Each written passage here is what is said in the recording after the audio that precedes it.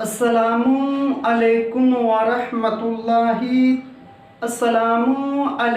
वरहमतुल्लाहि ताला वबरकातुहू। दोस्तों, कैसे हो? मैं उम्मीद करता हूँ कि आप तमाम लोग बाखैरियत व आफियत से होंगे। सवाल, नमाज पढ़ने से पहले किन किन चीज़ों का सही कर लेना बेहतर है? नमाज पढ़ने से पहले किन किन चीज़ों का दुरुस्त कर लेना बेहतर है जिससे नमाज में कोई तकलीफ़ व परेशानी का सदमा न हो।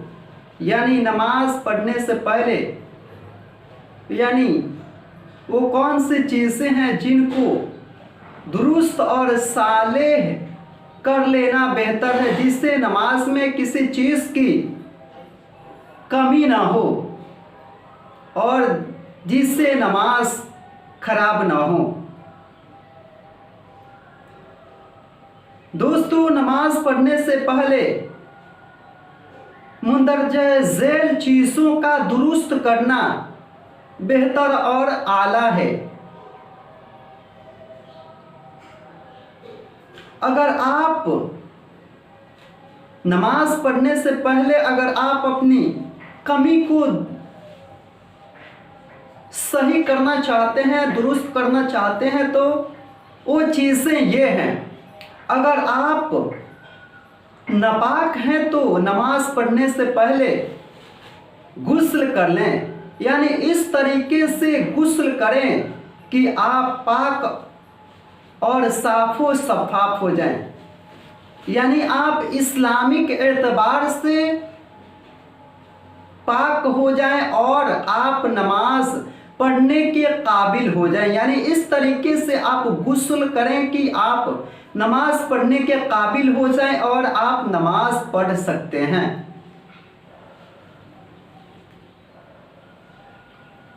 फिर आप गुस्ल करने के बाद अच्छे तरीके से वज़ू करें।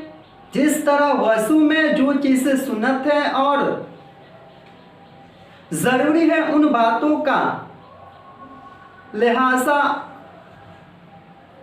उन बातों का बेहद ख्याल रखें और अच्छे तरीके से वज़ू करें। फिर वज़ू करने के बाद ऐसी जगह नमाज पढ़ें कि वो जगह भी पाक हो और जो आप लिबास अपने जिस्म पर डाले हों, पहने हों, वो लिबास भी पाक होना चाहिए और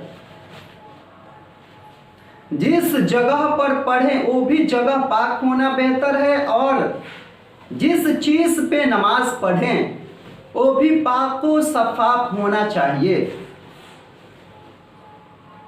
अगर इन चीज़ें यानी जिन चीज़ों का बयान किया जा रहा है यानी नमाज पढ़ने से पहले यानी नमाजी के बदन, कपड़े और उस जगह का पाक होना बेहद ज़रूरी है और फ़र्ज़ के मद्दे मुकाबिल है कि यानी नमाजी के बदन, कपड़े और उस जगह का पाक होना जिस जगह पर नमाज पढ़े। यानी कपड़े, जगह और जिस जगह पे नमाज पढ़े, इन बातों का, इन चीज़ों का पाक करना बेहद ज़रूरी है। अगर वो चीज़ें पाक ना होंगे तो आपकी नमाज काबिल कबूल नहीं होंगे, दुरुस्त नहीं होंगे। फिर अगर इन चीज़ों को आप दुरुस्त कर लिए, फिर उसके बाद मुसल्ले पे आप बैठ जाएं, फिर आप एतकाफ की नियत कर लें। यानी नवायतु सुन्नतल एतकाफ यानी एतकाफ की नियत कर लें। यानी एतकाफ की नियत का मतलब ये हुआ कि अगर आप एतकाफ की नियत कर लिए तो आप जितनी देर मुसल्ला पे या जिस जगह पे वज़ू करने के बाद एतकाफ कर लिए और वज़ू करने के बाद एतकाफ कर लेने के बाद आप जहाँ पे भी बैठेंगे और ज़िक्र अज़कार के नियत से बैठेंगे, यानी अल्लाह तबारक व तआला की इबादत करने की गर्ज़ो गायत से बैठेंगे, तो आपकी हर एक वक्त, आपकी हर एक एक मिनट, एक एक लम्हा इबादत में गुजरेंगे। यानी नमाजी के बदन, कपड़े और उस जगह का पाक होना जिस जगह पर नमाज पढ़े। और औरत के लिए इन बातों का बेहद ज़रूरी है। सत्रे औरत यानी मर्द को घुटने से, सत्रे औरत यानी मर्द को नाक से घुटने तक छुपाना, और औरत को सिवाय चेहरा,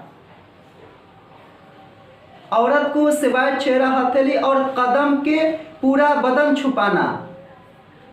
औरत अगर इतना बारीक दुपट्टा ओढ़कर नमाज पढ़े कि जिससे बाल की स्याही चमके तो नमाज न होगी। नमाज पढ़ने से पहले मुंदरजा झेल बातों का बेहद ख्याल करना जरूरी है, जिससे आपकी नमाज पाको शफ़ाफ और इस्लामी मालूमात के इस्लामिक एतबार से, शरई एतबार से आपकी नमाज काबिल कबूल होंगे। और नमाज पढ़ने से पहले अगर आप पाको शफ़ाफ नहीं है, अगर आपकी जिस्म नापाक हो चुकी हैं, तो पहले आप गुस्ल करने से पहले अपने दिल में अहद कर ले, नियत कर ले कि मैं इस एतबार से गुस्ल कर रहा हूँ कि मुझे नमाज पढ़ने हैं, और इस एतबार से मुझे गुस्ल करने हैं कि हमारे जिस्म पाको शफ़ाफ हो जाए, इसलिए कि अल्लाह तबारक व तआला की इबादत व रियाज़त करने हैं। तो आपकी गुस्ल और आपकी नमाज काबिल कबूल होंगे। अस्सलामु अलैकुम व रहमतुल्लाहि ताला व बरकातुहू।